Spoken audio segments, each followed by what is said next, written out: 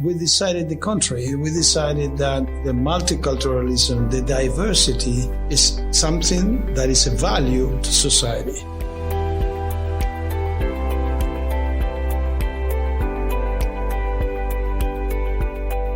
Hello and welcome back to The Next Page, the UN Library and Archives podcast designed to advance the conversation on multilateralism. My name is Tiffany Verga, and if I sound unfamiliar to you, that is because I've just started working at the UN Library and Archives Geneva as a producer for the podcast. In today's episode, you'll be hearing from Federico Villegas, who is the new permanent representative of Argentina to the United Nations office at Geneva. Mr. Villegas spoke to our director, Francesco Pisano, about the history of Argentina, the country's approach to the 2030 agenda, and how multiculturalism has influenced multilateralism within the country. Without further ado, we hope that you enjoyed the discussion in today's episode.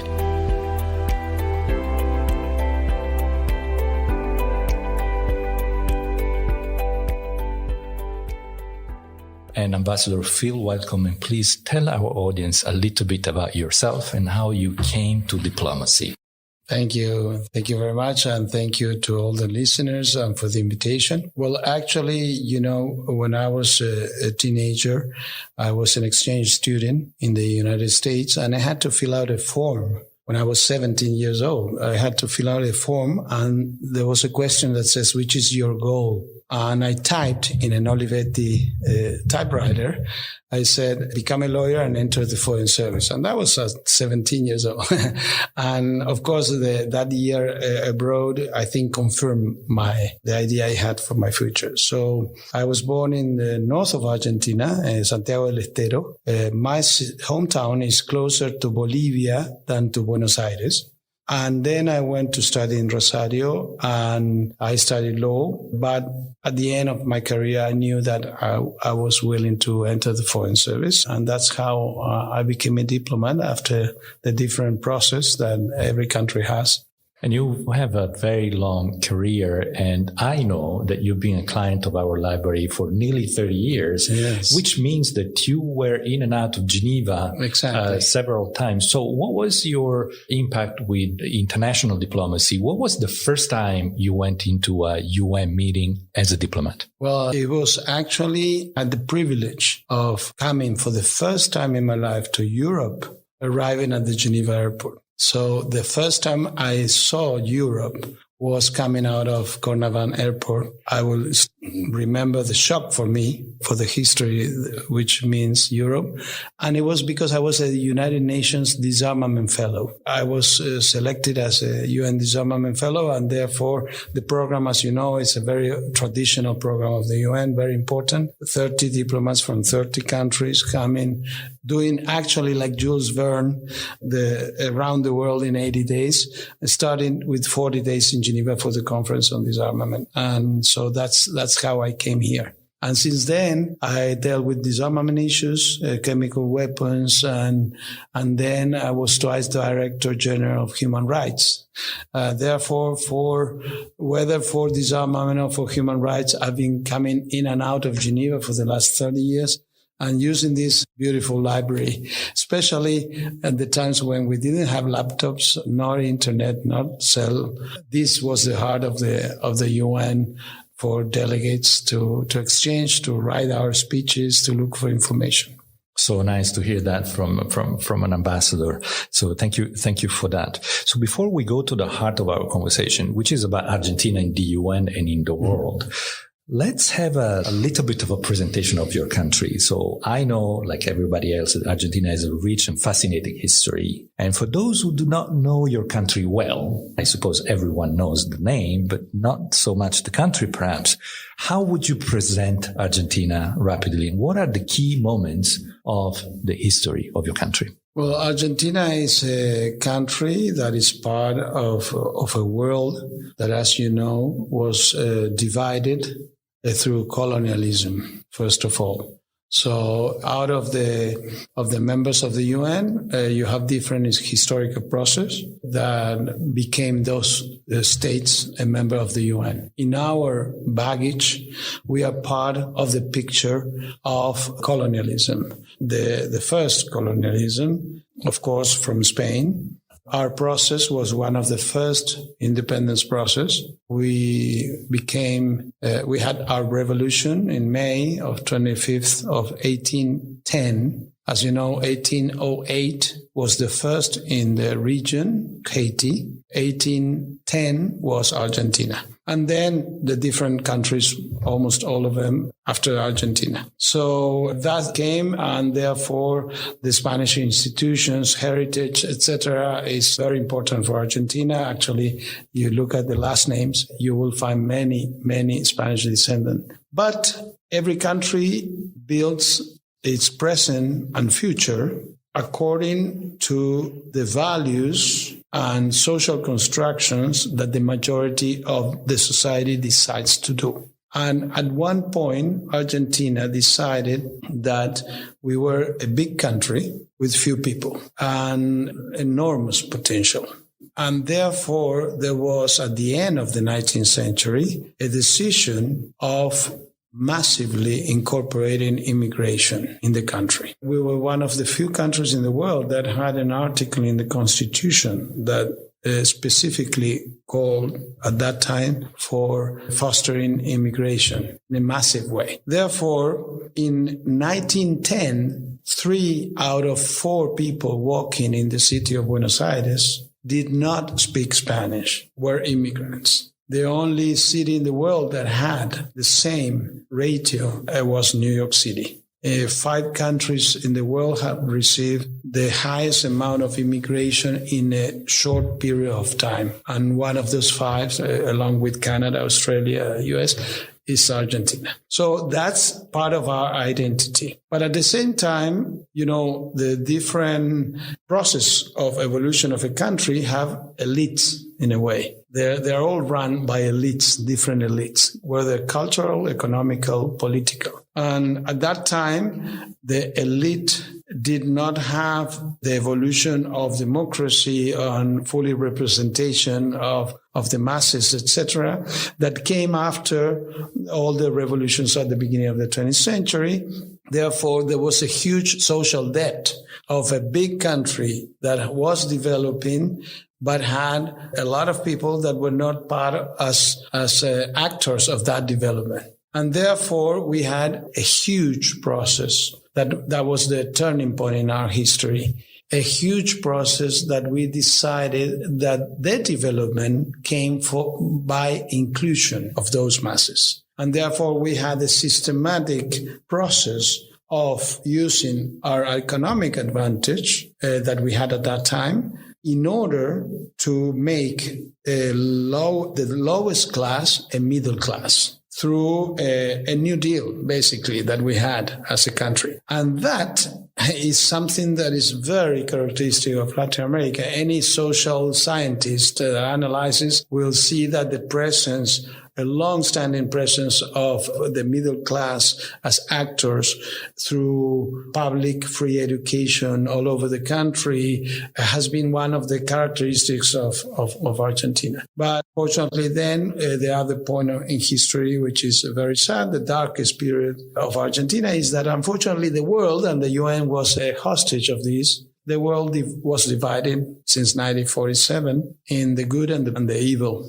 And they decided that you had to choose sides, and millions of people died on one side and on the other side because of that division. And unfortunately, the countries, we were part of a bipolar clash that we were not creating that clash, but we end up being victims of that. In that sense, Argentina, that had quite a history of military coup. Because of that tension with the social inclusion, already in the 30s, we had our first military coup where we deviated from the democratic trend that we were going. But the coup in 1976 was a coup that started the cruelest and darkest period of history in dictatorship. And the UN has a lot to do with that, because at that time we did not have internet or WhatsApp or YouTube. And it was written journalism, basically, that exposed what was happening in the different countries. So they decided, the dictatorship in Argentina, to use the enforced disappearance of persons in a massive way in order precisely not to be exposed of what they were doing. And they did it because of the Cold War. They wanted to do things in order to eradicate and fight communism. And with that, the founder of the Grandmothers of Plaza de Mayo, which the only crime they committed was to go every Thursday at 3 p.m. to find out what was happening with their kids and their daughters that were pregnant. The founding mother of the Plaza de Mayo, Azucena Villaflor, was abducted and thrown alive from a plane of the state to the Rio de la Plata, and 20 years after that, her remains were identified. Just to give you an example of what we are talking about, the clash of what the Cold War had an impact. And the UN had a lot to do, because the first special mechanism on human rights that was created in the Commission of Human Rights in the UN ever was in 1980, a working group on enforced disappearance of persons. And at that time, the realpolitik of the Cold War and the good relationships of the dictatorship prevented Argentina from being condemned, sanctioned here in the UN. And so the victims, many exiles that were living here that were saved from that process, they came here and they said, we cannot create the punishment to the government in a political way in the commission. So they started having allies in the special rapporteurs, amazing people like Theo van Boven and many others, that said, okay, we have to look for special procedures to address what was happening in Argentina. And so the massive information about what was being done ended up in the first special procedure on human rights in the UN, the working group that until today is there and is working with the enforced disappearance that unfortunately is something that is still happening. And from there, from the arc, we came to the light in democracy in 1983, after 8 years, and we matured as a society and decided that human rights had to be part of our DNA as a democratic country. And so that country that was an example for the bad in 1980 became the leading country in the negotiation of the International Convention against the enforced disappearance of persons. So that's in a way the process of transition from darkness to light in Argentina. And that's why I said fascinating history. It's a fascinating history. Thank you for summarizing it so well with these turning points. I'm sure the audience is enjoying this a lot. Let's go back now to the role of Argentina in the Americas and in the world. So you mentioned it. Argentina is a big country. It actually is the second largest in the American continent and is the fourth largest in the Americas. It's the second largest in South America because Brazil is number one, but you're also the eighth largest country on Earth. And so it's a big country. So what is the place in the American continent from a political and strategic point of view? And what can be said about your relations with your American neighbors? Well, I like to quote former president of Uruguay, which I think is very wise, Pepe Mujica, president of Uruguay until some years ago.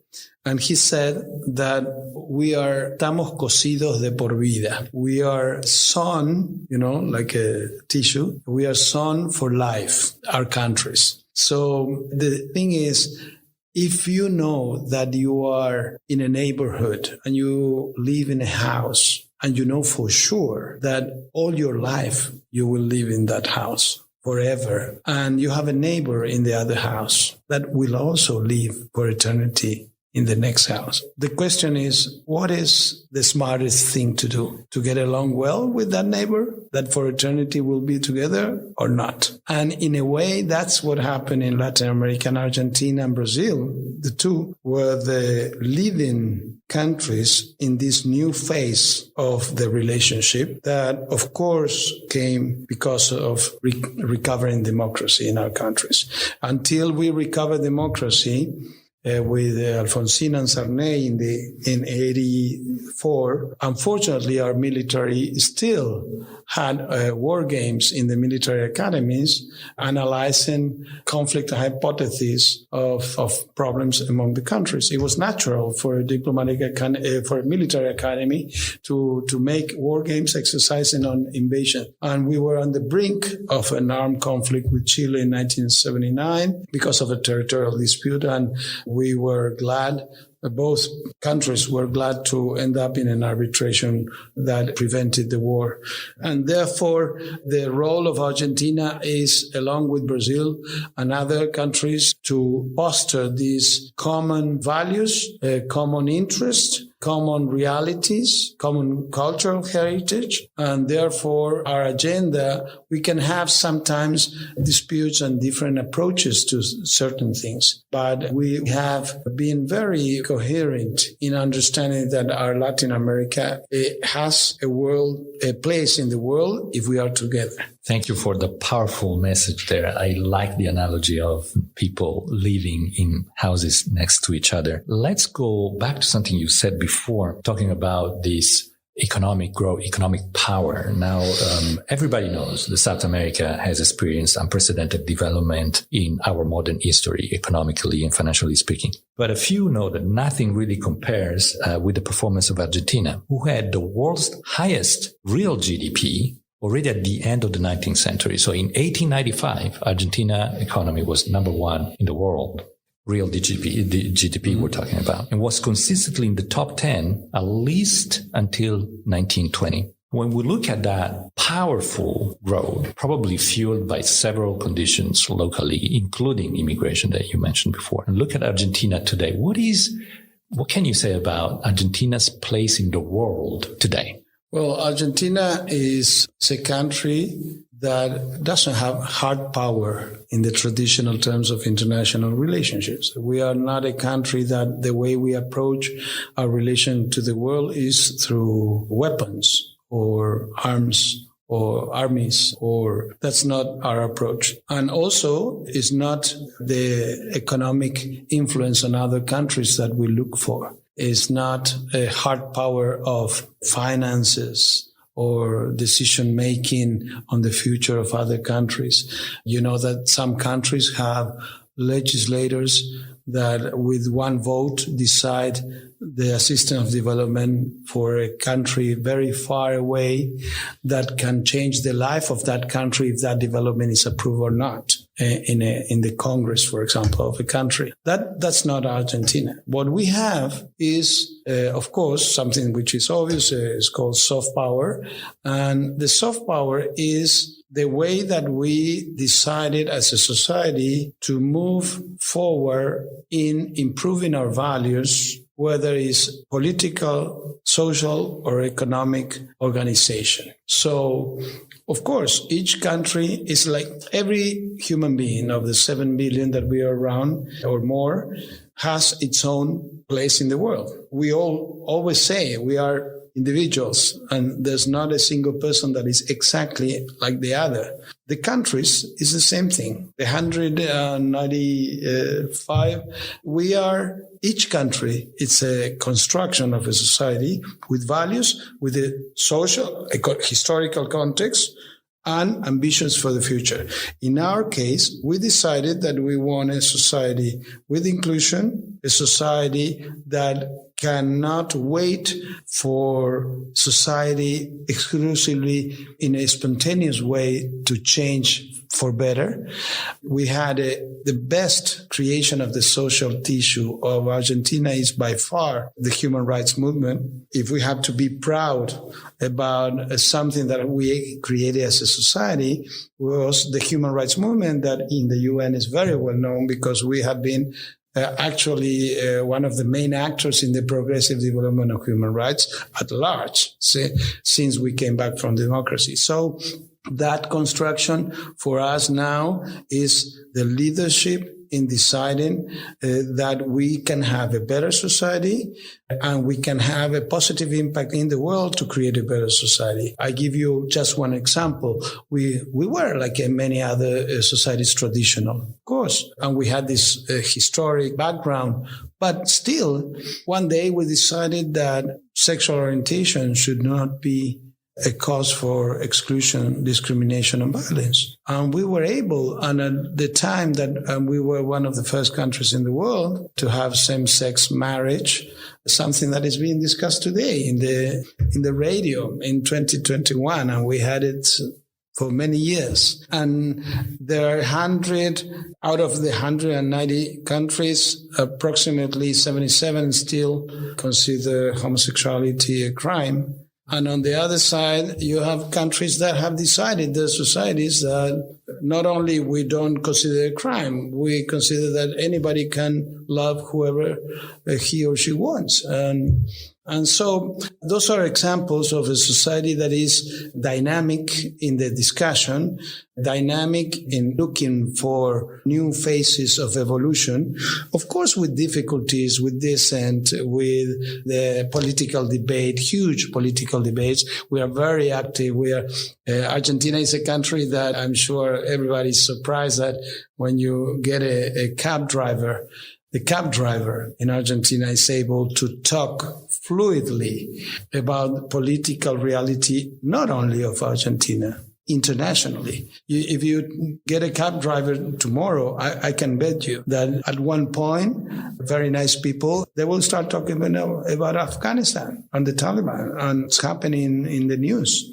I don't say that they go and read the New York Times, but they are informed people. So when you have a society that is not dormant, that is not, of course, it's a responsibility to manage a society that is so dynamic, active, so engaged. We have public, free universities all over the country, over 45. We are something that we are very proud and is being admired by the rest of the world because, for example, the University of Buenos Aires is in one of the top 100 universities in the world and is free and public. And it's probably one of the few examples in the world of that. And therefore, when you produce a society, for example, in human rights, imagine from a dictatorship, we came to have 45 public universities with law schools where human rights is a compulsory, obligatory matter. That means that thousands of lawyers are going out to the country already with the knowledge of human rights law. And they become judges, NGOs, diplomats. So the critical mass, and since I have a past in disarmament, I end up always giving those examples. And for the creation of a nuclear bomb, you need the enrichment of uranium at a certain point. The critical mass of uranium of 235, which is the number that we usually use, is the one that creates the possibility of an expansion. So imagine what it means for a society to create a critical mass, an enriched uranium of knowledge of human rights in thousands of people every year when they graduate from law school, and they can go and defend people or be judged or be a diplomat. So that's the way we relate. And that is a perfect segue to the next part of our conversation I would like to have with you, which is Argentina and the UN, Argentina in the UN. Now, what we know is Argentina is part of that nucleus of founding members of the United Nations. So Argentina was there when the United Nations was created. It was there also when the World Bank and the World Trade Organization, Mercosur, were created. You're actually founding member of a number of international organizations. And even when you were not founding member, you are known the world over for being a member of many, many regional and international organizations. So your acquaintance with multilateralism as a practice of dialogue and inclusion with other countries is an exceptional record that everybody knows that. You also served on the Security Council with distinction and on the Human Rights Council, of course. And listening to you, we now know much better the why you were so distinct in the Human Rights Council as a member. Now, what assessment can you make as an ambassador today of the Argentinian experience in the UN all along, let's say, the recent history of the organization? Well, for us, the UN has been, as you mentioned, a place to debate how do we create a better humanity, a better future for the humanity, but how Argentina can contribute to that goal. That's basically the way we approach the UN always. Therefore, the debates, because of this critical mass of thinking that has used the international arena as a place to debate, we were able to contribute along the way in disarmament and in human rights and also in social development. If I may make a comment on the present debates that we have. You know, the Cold War, when the Cold War ended, we all thought, and most of the scientists, political scientists, thought that there was a revealed truth at that time, after the Berlin Wall ended. The revealed truth that was expressed by many famous books and scientists that we all know was that one side of the Cold War won over the other because they had a better way of organizing themselves socially, economically, and politically. And because on the other side, they did everything wrong, this part won over the other. And as you all know, that's not true. There was not one good and one bad. The revealed truth at that time that said, and COVID showed us the misinterpretation of the reality that we had at the time, said the revealed truth that the state should be minimum. The absence of the state was a value at that time. The private sector was the only driving force that could make societies evolve. Therefore, the world changed, inequality increased immediately, even though trade created democracy came. That, of course, we all agree. But it's not that everything was perfect in the way of approaching on one side. So now the pendulum, what is trying, and that's the type of debates we have here in Geneva in every organization, is how do we coexist of different ways of political, social, and economic organization that each country, each society has the right to decide. We have to accept that each society constructs itself the way to organize politically, socially, and economically. Argentina decided when was about to be independent, there was somebody that said we should have a king, a local South American king. There was one of the options, and we decided not to have a monarchy. But as you know, many countries today have monarchies. And that's the way that they decide to construct their society. So in the UN, that's one of the essential debates that we have. How to use the UN and the multilateralism to understand each other and respect each other in the way to approach our own values. You know, it's fascinating to be in Geneva in this moment. I have a privilege. At the beginning, it was a burden because some countries have the privilege of having 3 missions here in Geneva. Most of them have 2 missions, WTO and UN, and others have even disarmament. And of course, to have only one mission, you have to rely on the enormous effort of the team you have.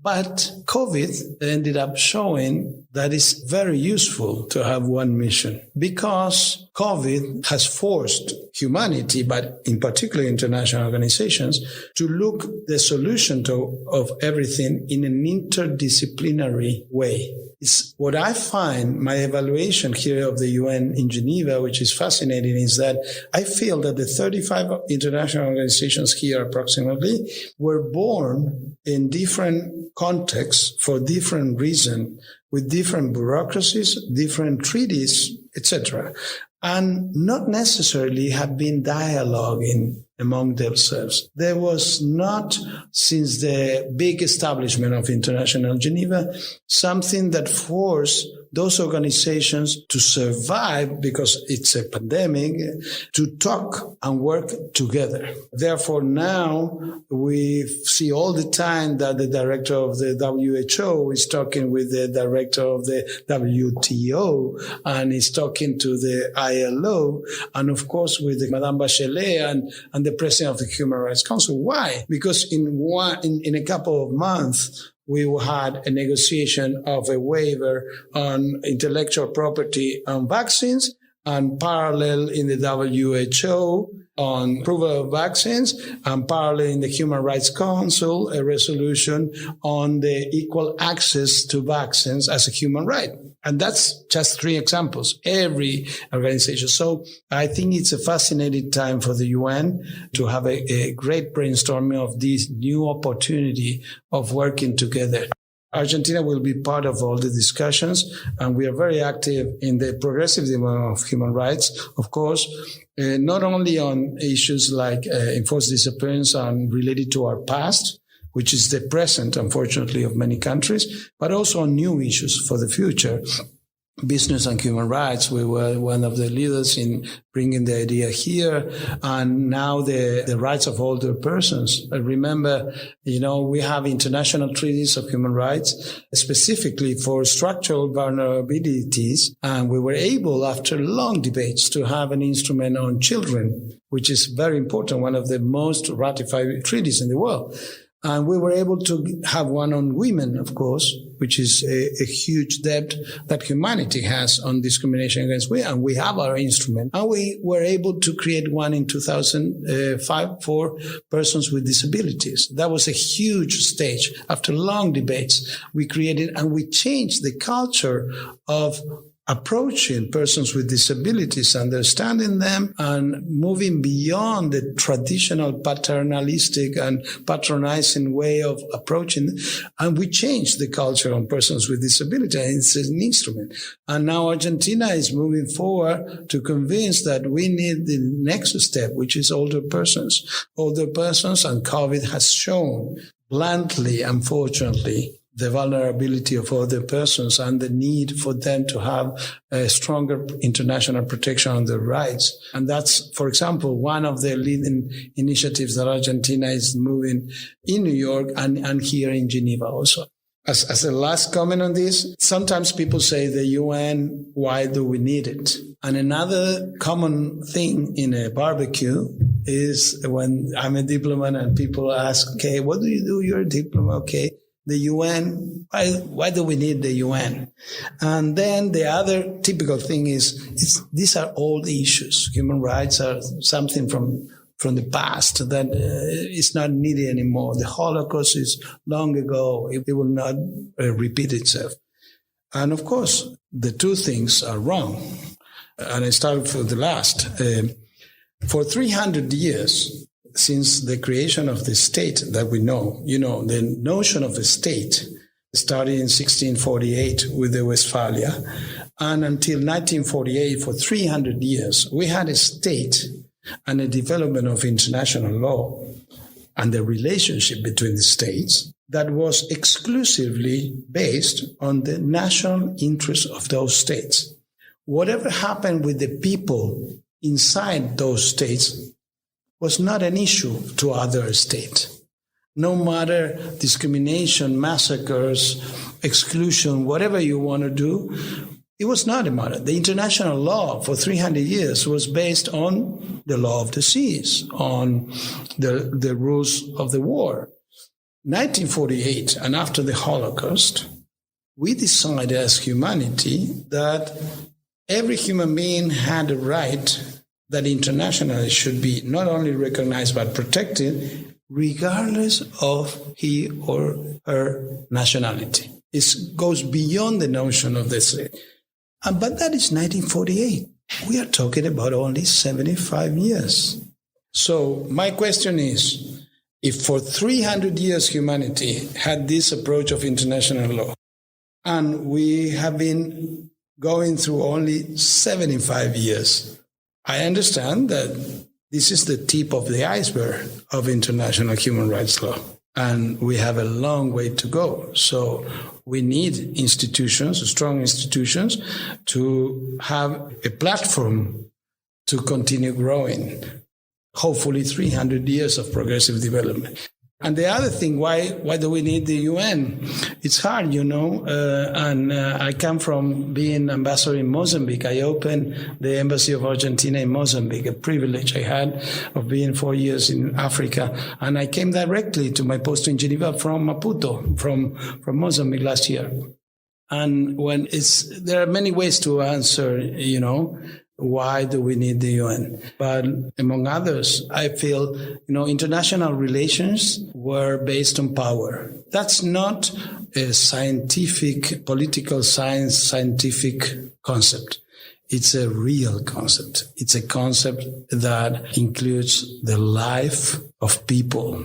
As we all know, colonialism was a decision of powers in a conference that divided the continent among themselves. At that time, we are not judging, but the concept itself, the international relations at that time, for the absence of the eradication of war, for the absence of not having multilateralism, was that it was a power politic approach. So the ones that were in power decided to have the world moving forward in a certain direction. And so the most important, sophisticated, developed jurists in the world justified slavery and slave trade or colonialism. So there was not a platform to discuss that was wrong. And the countries in Africa that were the ones that were subject to that division and, of course, all kinds of atrocities, did not have a platform where to go to discuss and convince other regions of the world to say this is wrong. Which is the platform that allowed those countries to become independent? The process of decolonization. And that's why for Argentina, we will always continue in the UN moving forward to address the last situations of colonization that we have with the Malvinas Islands in the south of Argentina, that the UN soundly has said that this is a sovereignty dispute that we should address with the United Kingdom, and we need to address that because it's part of an inheritance of colonialism that we are ready as humanity to move forward and turn the page on colonialism. And so it's fascinating to be here. And from all you're saying, it's clear that the role of Argentina in the UN is very much alive, is powerful, and it's also leading in many, many sectors that resonate also with your internal values as a country and dialogue and debate. Now, let's continue to talk about Argentina and the UN. I remember just after the adoption of Agenda 2030, we were in early 2016 when then Secretary General Ban Ki-moon had an official visit to your country.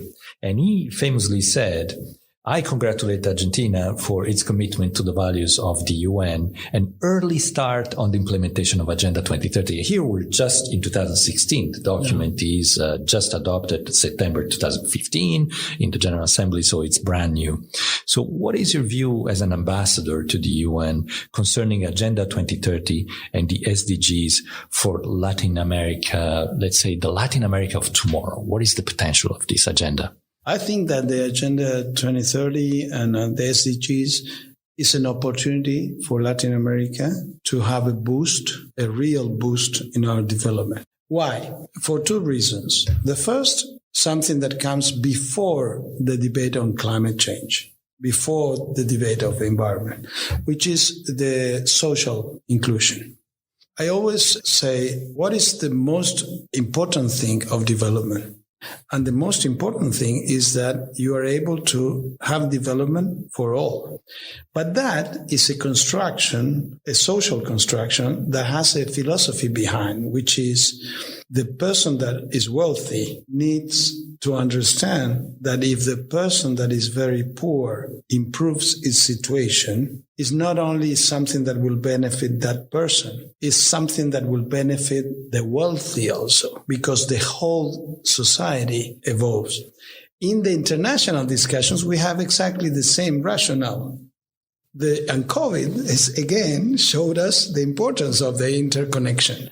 There's no point in having an isolated development process in a country if we have so many countries that do not reach the level of development, because if those countries go well and improve their situation, I will be better off. And the SDGs is a way of approaching different issues across the board to have genuinely this new phase in the international relationship of leveling the playing field of the different peoples of the world in development with inclusion. In our case, opens up a whole discussion, which is fascinating for a case like Argentina on environment, because we are privileged, of course. We are a country of the 8th country in the world, as you say, with enormous natural resources of all types. We have 36 million hectares producing agriculture and food for 500 million people. And, Mozambique has 36 million hectares that also could produce food. And today they are producing agriculture in 5 million hectares because the agricultural revolution of Mozambique and many other African countries are going today as we speak.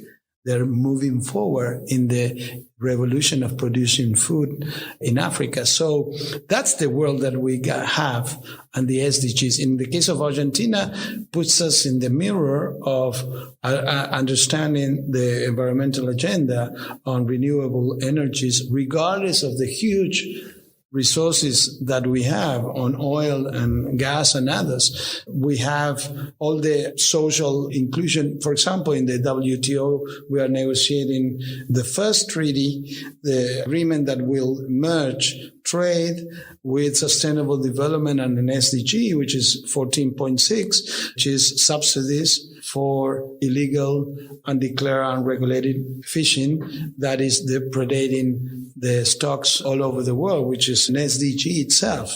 So I think that the Agenda 2030 is something, but still is not as visible as I would like. I would like that every country decides strategically to identify the public policies, the legislation in each country, and put it facing the mirror of the SDGs and have a strategic program to move forward in linking the public policies. And so it has to become, the SDGs has to become a household name like the UN Charter. When we start, quoting by heart Article 51 of the Charter or the veto power and the 108 article on the reform of the Charter, I think we do it by heart because it's already in our knowledge. SDGs should be everywhere in the knowledge and should be even memorized by everybody. And every time we address a public policy, look at this decision of humanity at the highest level. Where do we want to go? Perhaps let's touch on the last point concerning Argentina life in the UN as a global organization. You touched upon it a little bit, but I wanted to go specific to this point together with you. Argentina is a paradigm of a multicultural country. Yes. I like to ask you, how does this influence your view as a people of multilateralism and collective security? Well, definitely when you think that you constructed your society with diversity, multilateralism becomes automatically a value. In the case of Argentina, when we have to decide what shaped Argentina, it was shaped by the indigenous peoples that were living there. It was shaped by the immigration that changed because we had European immigration massively until 1940s. But since 1940s, the 80% of our immigration has been from Latin America. So that's another stage of shaping that. Therefore, we decided something very simple, but very difficult to achieve, which is to understand that diversity enriches our society, not the contrary. Sometimes, unfortunately, because of different speeches on whether it's security, terrorism, it doesn't matter. We are very lively listening to those discussions. It's something that is different. We end up having fear or mistrust because it's different. We feel better to continue in our comfort zone of what we know. Argentina, because of our history of construction of a society, we decided the contrary. We decided that the multiculturalism, the diversity, and even the extraordinary coexistence of religions is something that is a value, an added value to society. And that's why we have been so actively using multilateralism, for example, for the eradication of patterns of discrimination, for example. After the Durban Conference in 2001, of course, the Durban Conference on discrimination has some parts of that conference that ended up in the media as a conflict. But that might be the case. But what came out of that conference is a new phase of understanding fight against discrimination. For example, if you look at the word noun, the word tolerance, when you use tolerance, at least in Spanish, and I think in English also, tolerate implies that you don't like what you tolerate. I tolerate something. That includes an assumption that I don't like it, but I tolerate. So intolerancia, intolerance, was evolved to fight against discrimination. And look what we are now. We are acquiring a new term in the world, which is respect for diversity. And that's the next stage. So we were able to be at the forefront of this new decision. And that's why after Durban, at that time, the High Commissioner Robinson, one of the things that were approved in Durban was that each country should have a diagnosis of the patterns of discrimination in each country in order to eradicate the obstacles to fight against that. And we came back from Durban, and we were one of the few countries in the world that with the High Commissioner created a project, and we approved a national plan against discrimination, but not done by the states, done by independent experts with the help of the UN that travel around the country to talk to victims, real people on discrimination, and made the most important ever done diagnosis of the patterns of discrimination in our society with 240 concrete proposals of changes of laws and policies in order to eradicate that, addressing all types of discrimination on colored people, on indigenous people, on immigration, on LGBT, etc. And you know what? That was approved in 2006. We had a tremendous political will that decided to approve the plan without changing a comma of what the independent experts did and ordered the whole administration to follow that. And today, we are proud to say that almost 90% of those 240 are a fact. And we're talking about already have been eradicated or changed. And we are talking about very fascinating things that sometimes we don't even realize. Things like we have over 100 new legislation that came out of that plan. Things very simple, like persons overweight that want to go to clothing store and have the right to have at least some sizes that allow them to enjoy fashion also. And that's called ley de taille, that regulates that every clothing store has to have a certain number of sizes for that. And many, over 240. So that's diversity. And therefore, multilateralism for us is obviously our platform. And that is so evident that multiculturalism is linked to multilateralism in your life as a nation. But we hope, of course, that is a case that repeats itself in other nations as well. Ambassador Villegas, as we wrap up this episode of the podcast and to conclude, do you have any particular message for those who are listening to us? What do you want our audience to remember? Well, I would like the audience to remember that there are many sources of information of what the UN is doing. And I think that people should be conscious that the UN is not an international bureaucracy in Geneva or New York. The UN is us, all the people, and is here. And the diplomats that we are in the UN, we are here because of the people. Therefore, the next stage will be to use the social networks as a positive advancement to have a new phase of ownership of the UN. Ownership by society at large, international society at large. Stop looking at the UN as something distant, a bureaucracy. No, start owning the UN. Because if we decide that the SDGs are for humanity, and humanity is the one that will benefit, but also will be moving forward the SDGs, we need to own the UN also. That's very powerful. Well said. Ambassador Federico Villegas, permanent representative of Argentina to United Nations in Geneva. Thank you so much for taking the time for being with us. Thank you very much, and thank you for the invitation.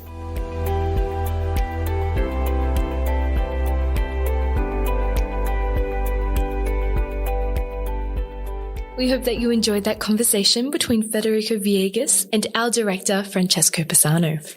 If you'd like any more information, please don't hesitate to check out our show notes where we've put useful links for you. If you love this episode of the Next Page podcast, don't forget to subscribe, rate, and leave a review, or find us at UNOG Library on Twitter and UN Library and Archives Geneva on Facebook. Don't forget to join us every fortnight on Fridays for the next episode. Thank you for listening.